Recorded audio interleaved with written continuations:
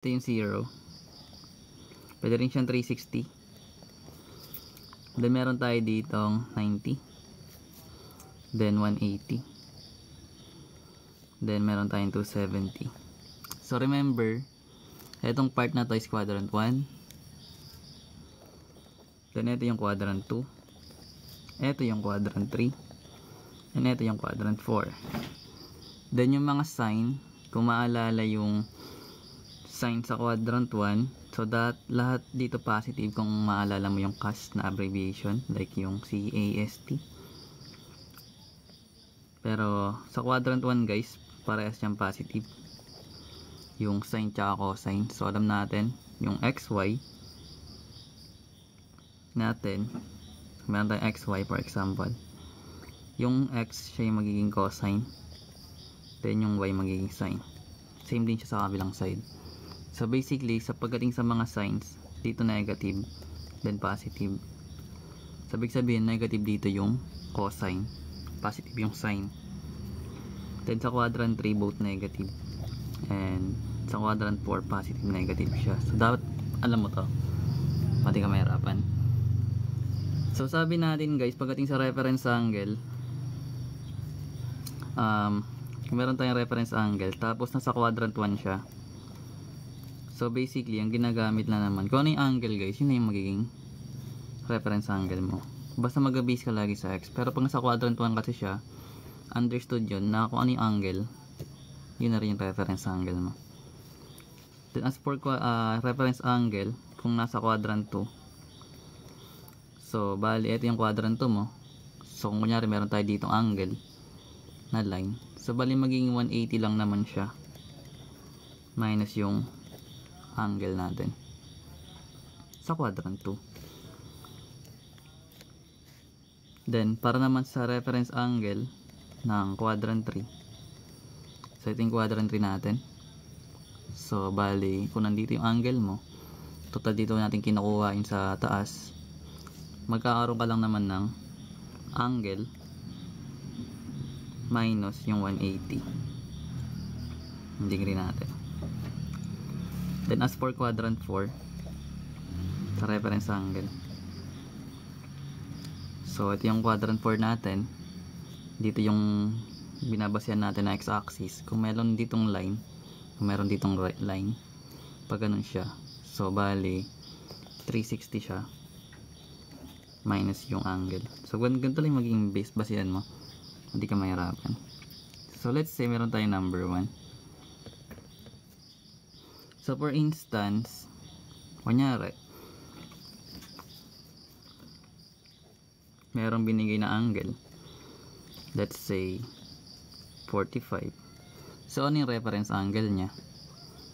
So remember, yung 45 guys is between siya ng 0 tsaka 90.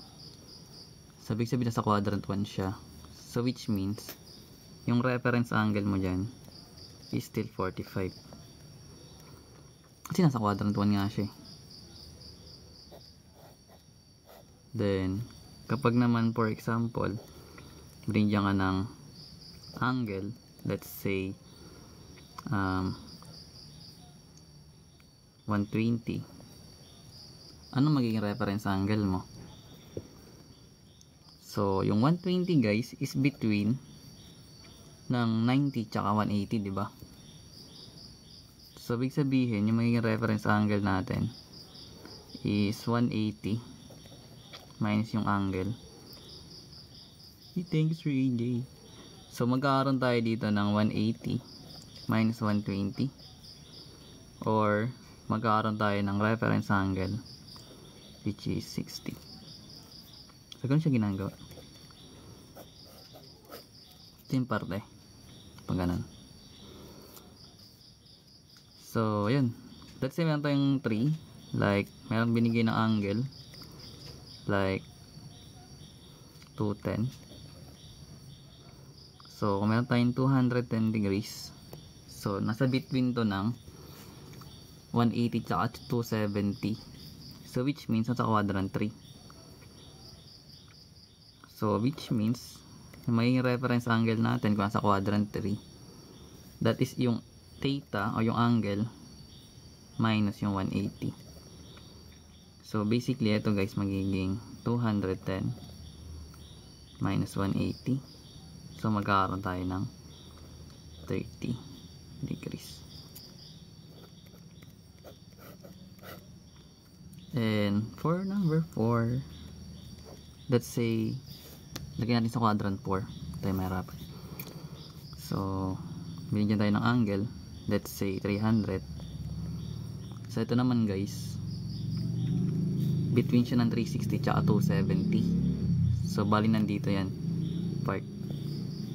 Kasi kung alam mo hindi nadagdag dyan. Yes sir AJ.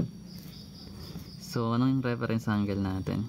So bali 360 siya guys, minus yung angle pag nasa quadrant 4. So magkakaroon tayo ng 360 minus yung 300. So basically magkakaroon ka ng 60 as your reference angle. Ay what if ganti nakalagay? Nyari let's say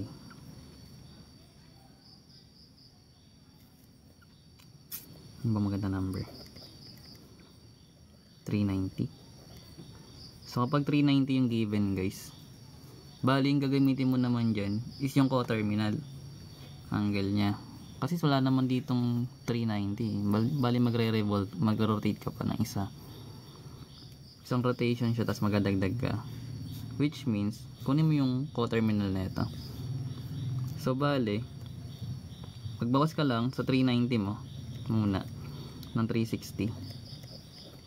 So bali magiging 30. So ito yung gagamitin mo na reference angle, yung coterminal nya. So bali magkakaroon ka dito ng 30 degrees. Then pag hinanap mo yung reference angle nito, so basically dahil nasa quadrant 1 naman siya, kasi between naman siya ng 0 tsaka 90, yun pa rin yung magiging reference angle natin. Ano, hindi ko yan alam sir AJ. Paano pag negative? Paano ba yan? Hindi ko na-review kunyari. Sige, kunyari ikaw magbigay, ikaw may gusto eh. Pero ito sa mga quadrant guys ha. Pero may bibigay si sir AJ for example. Nasana pa lang tayo guys na ganito.